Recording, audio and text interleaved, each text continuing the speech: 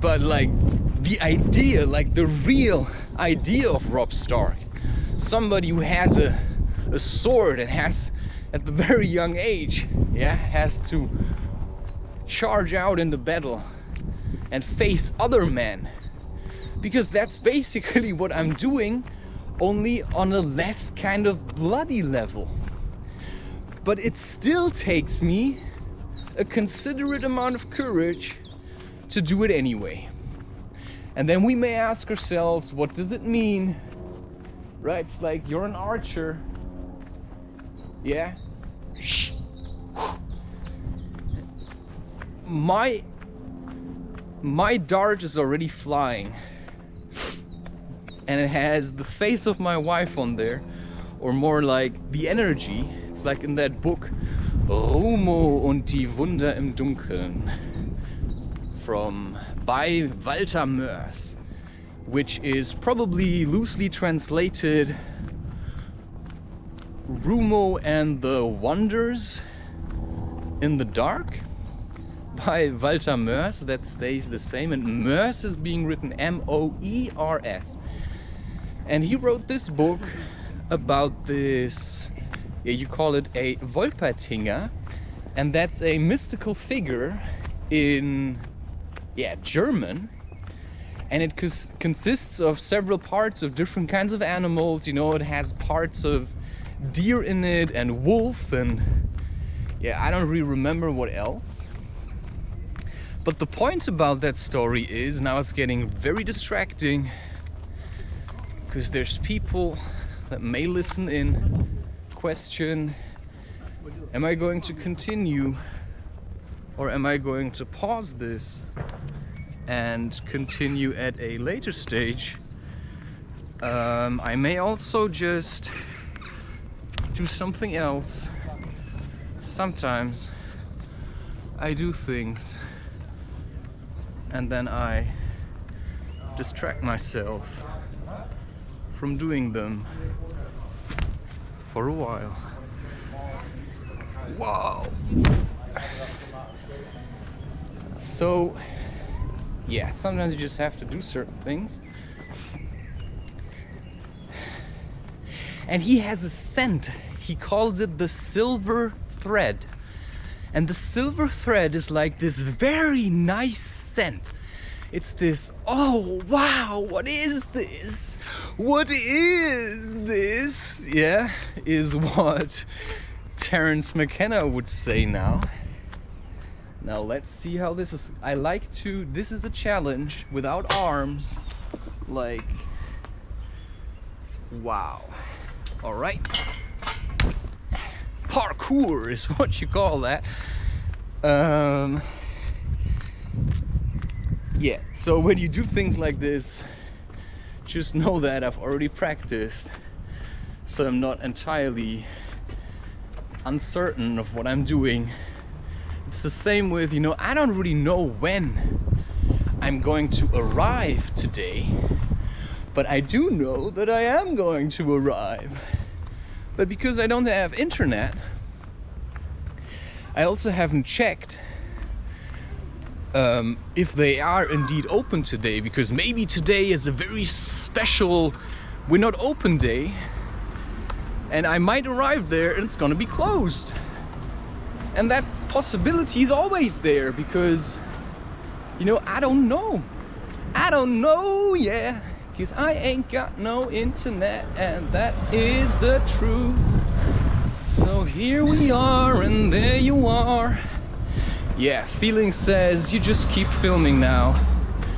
I did say I wanted to make this more like short videos, but now I'm actually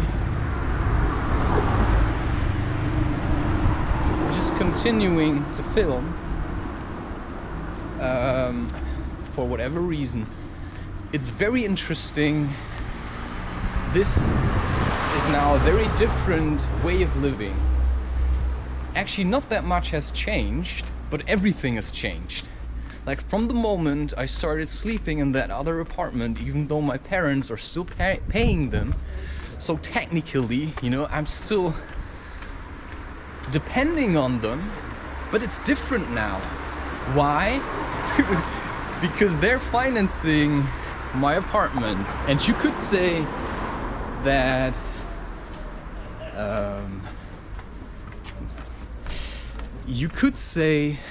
yeah, sure, you know, they're paying me to stay away because it's like, you know, okay, thank you, right? That's all you have to say, thank you. And it doesn't matter at this point how old I am or think I am or what other people may think.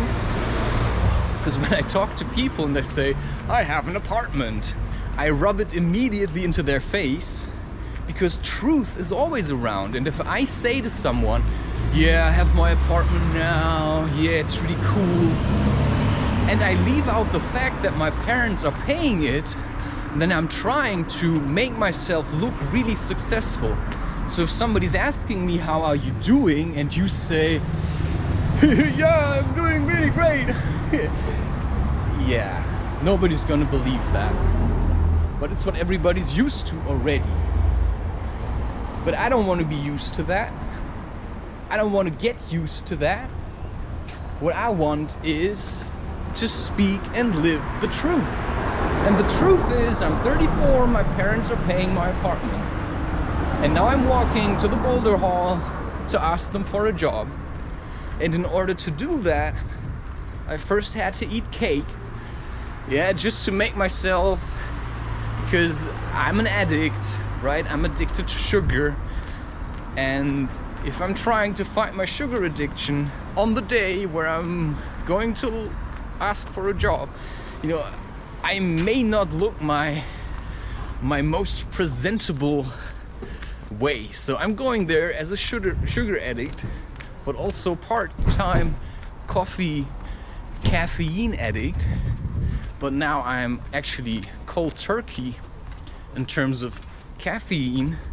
So if I don't want to look too like, I'm going through a detox, I'll just eat sugar.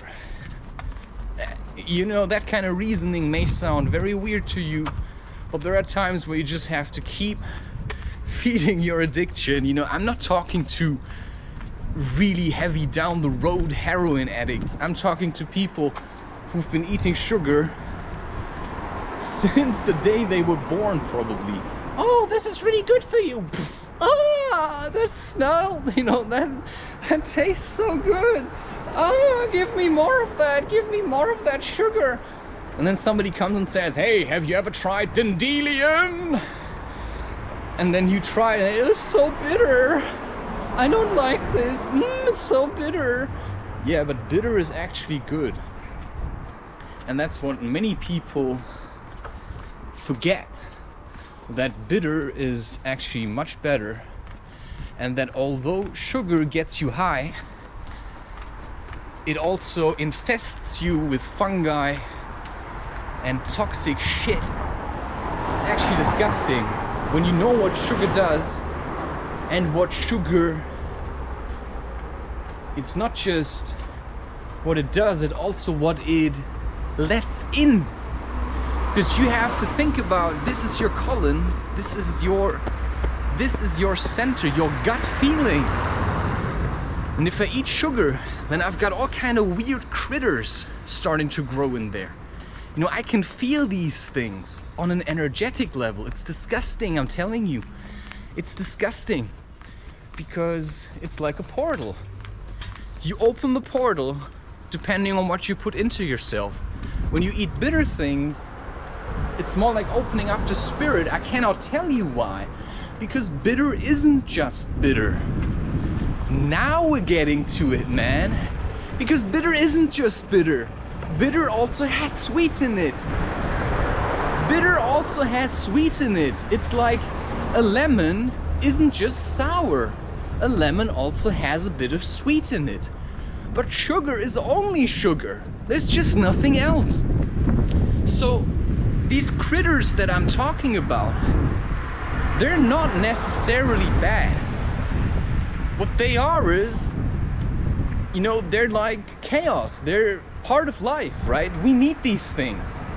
You know, we need fungi to dissolve, you know, things that died. But what we are doing is, because we eat so much sugar, which in a way you may say, you know, it's just out of balance, because, you know, it's like when you see the dosha system in Ayurveda, and you've got Kapha, Pitta and Vata. I think it's these three, yeah?